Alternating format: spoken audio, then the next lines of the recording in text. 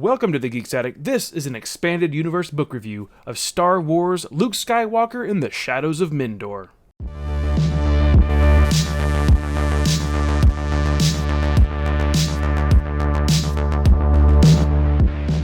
Star Wars Luke Skywalker in the Shadows of Mindor was written by best-selling author Matthew Stover. Now, this tale takes place during the New Republic era, 4 years after the Battle of Yavin.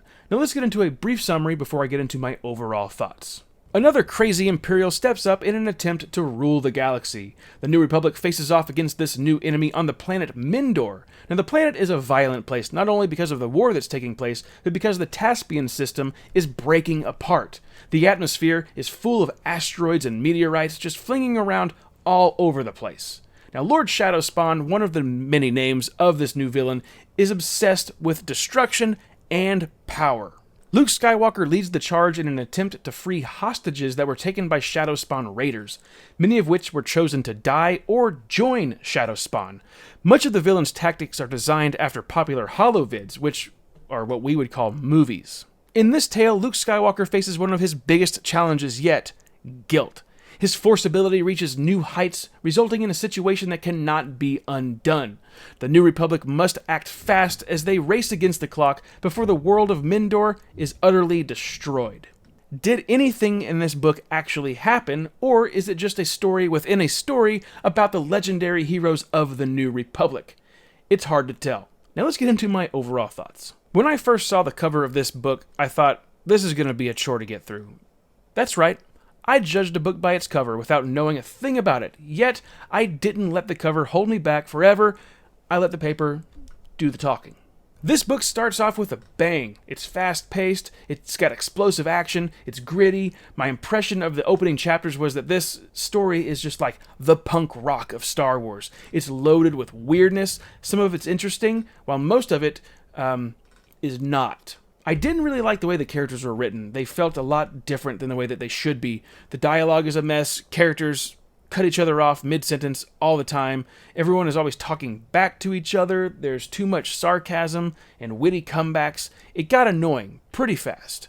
Stover does a fine job, though, with the descriptions. Well, to a point, because sometimes the details are so elaborate, it drags out and gets kind of boring, and even to the point where you actually forget about what's happening in the moment.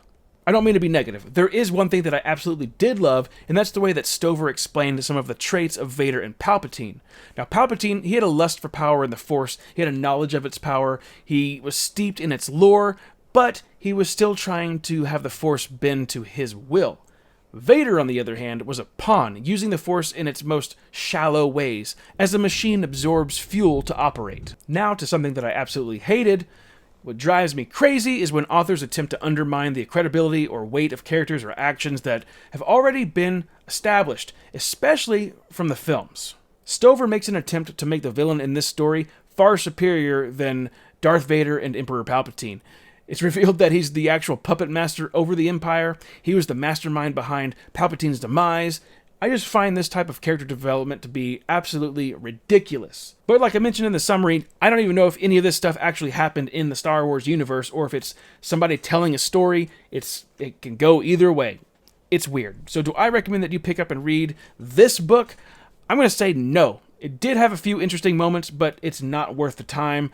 For the rating, I will give Star Wars Luke Skywalker in the Shadows of Mindor a D, or a 0.5. And that's going to do it for this book review. Check me out at thegeeksaddict.com and across all social media at thegeeksaddict. Have a good one.